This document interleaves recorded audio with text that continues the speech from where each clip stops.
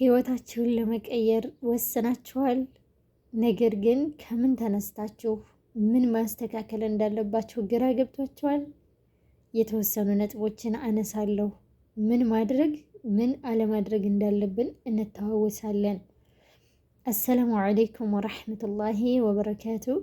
ውድና የተከበራችሁ የሁስና ቲዩብ ተከታታዮች በያላችሁበት የአላህ ሰላም በእናንተ ላይ ይሁን እያልኩኝ ቀጥላለሁኝ። ርዕሱን ባለፈው ጀምሬዋለሁ። ህይወታችንን ለማስተካከል ምን ማድረግ አለብን በሚለው ዙሪያ ለማስታወስ ያክል የጠቀስኩት በመጀመሪያ አላህ ሱብሓነሁ ወተዓላ ጋር ያለንን ግንኙነት ማስተካከል ነው።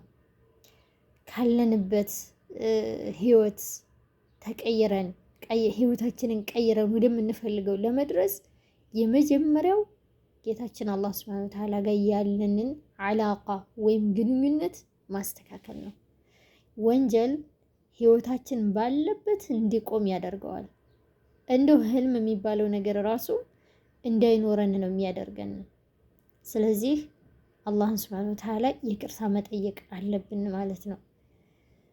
ሁለተኛ ደረጃ ደግሞ ለስኬት የሚያበቃን ምንድነው? ራሳችን እኛ ጋር ያለን ግንኙነት ነው። ህልሜ ምንድን ነው? የምፈልገው ነገር ምንድን ነው? እንደው ሰው ለማስደሰት ብቻ ያሉኝን ሁሉ እሺ እያልኩኝ ነው የምኖረው ወይስ ደግሞ የራሴ ዓላማ፣ የራሴ ግብ፣ የራሴ ማንነት ያለኝ ሴት ነኝ የሚለውን ራሳችንን መጠየቅ አለብን፣ ሴቶችን ማለት ነው። ስለዚህ እነዚህ ዋና ናቸው። ሁለተኛ ዱዓ ነው።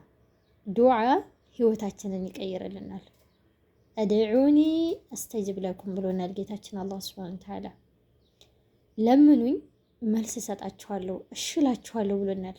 ስለዚህ ዱዓ ማድረግ አለብን ማለት ነው። የምንፈልገውን ነገር እንኳ ባናቅ ካልተገለጸልን ዱዓ እናድርግ።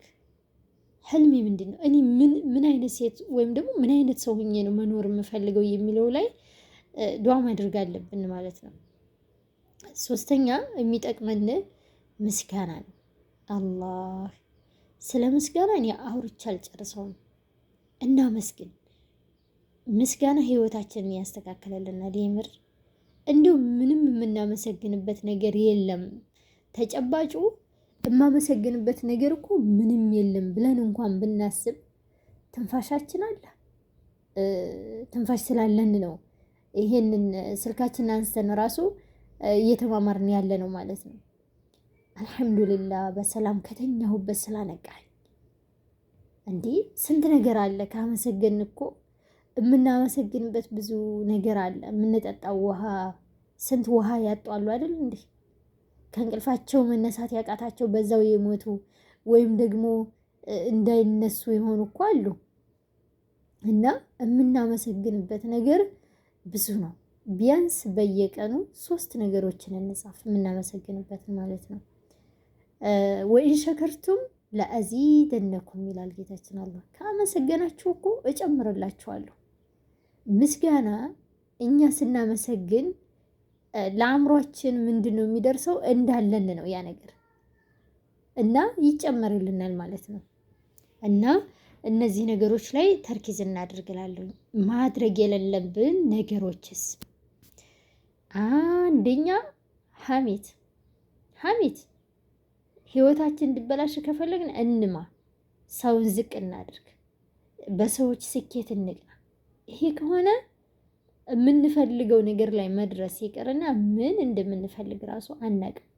ህይወታችን ሁሉ ጊዜ ሩቲን የተደጋገመ ሰው ጋር እንደተፎካከርን የገሌን ህይወት የገሌን ትዳር የእንትናን እያየን ትርምስምስ ባለ ህይወት ውስጥ ነው የምንኖረው።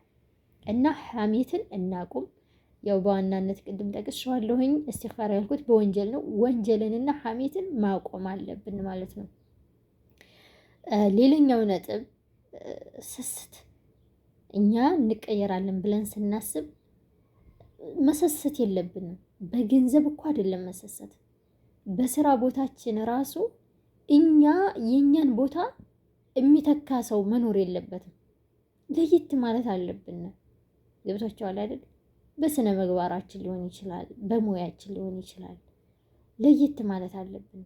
ጨፍጋጋ እንሁን። አሁን ብዙ ጊዜ በአረብ ቤት የምንሰራ ልጆች ራሳችንን ዝቅ አድርገን ስለምንኖር ፊታችን አይፈታም። አይደለም ፈገግ እንበል። እብቲሳም ተበሱም እኮ ሰደቃ ነው። ፈገግ ማለት ፊታችንን እናፍካው። እኛም ሰው እነሱም ሰው ናቸው። እና ብዙ ጊዜ በአረብ ቤት በስራ ቦታ ሳገኝ ብዙ ልጆች ጭፍግግ፣ ለምን አረቦቹን ጭፍግግ ብለን እናናገራለን? ፈታ በይ። እሷ አረብ ሆነችና አንቺ ሀበሻ ሆንሽና እኮ ዝቅ ከፍ የሚያደርግ ነገር የለም። ከአላህ ስብሐነሁ ወተዓላ ዘንድ ራሱ እኮ አንድ ነን። በመልካም ስራችን ነው የምንበላለጠው። እና ራሳችንን ዝቅ ማድረግ የለብንም። ራሳችንን ዝቅ ማድረግ የለብንም ማለት ነው። ማድረግ የሌሉብን ነጥቦች መርዝ ናቸው ብዬ የማስባቸው ሐሜት ከወንጀል ቀጥሎ ማለት ነው። ሰዎችን ዝቅ ማድረግ፣ ራስ ወዳድ መሆን። ራስ ወዳድ፣ አዎ ራስ ወዳድ መሆን አለብን። የቅድሙ ጋር እንዳይምታታባችሁ። ራስ ወዳድ በህልሙ ቀጥ ብሎ መኖርና እኔ ተሞትኩኝ ሰርዶ አይብቀል ልዩነት አለ። በምንችለው ሰውንም መርዳት አለብን። ሰው ስንረዳ ደግሞ ለራሳችን ብለን ነው መርዳት ያለብን። ለነሱ ብለን ሳይሆን ለኛ ለራሳችን ይሄ ነገር ያስደስተኛል ላድርግ፣ ይሄን በማድረግ ይደሰታለሁ የሚለው ላይ ማለት ነው። እንደዛ ከሆነ ህይወታችን ቀስ በቀስ እመኑኝ እየተስተካከለ ይመጣል። በቃ ለውጡን እኛው ራሳችን እያየ ነው እንመጣለን ማለት ነው። እና አጠር ያለች መልእክት ለማስተላለፍ ነው። ይቀጥላል። ሰብስክራይብ አድርጉ። ጥሩ ጥሩ ነገር አቀርባለሁ ብዬ አምናለሁ። በአላህ ሱብሓነሁ ወተዓላ ፍቃድ በርቱልኝ። ሰላሙ አለይኩም ወራህመቱላሂ ወበረካቱ።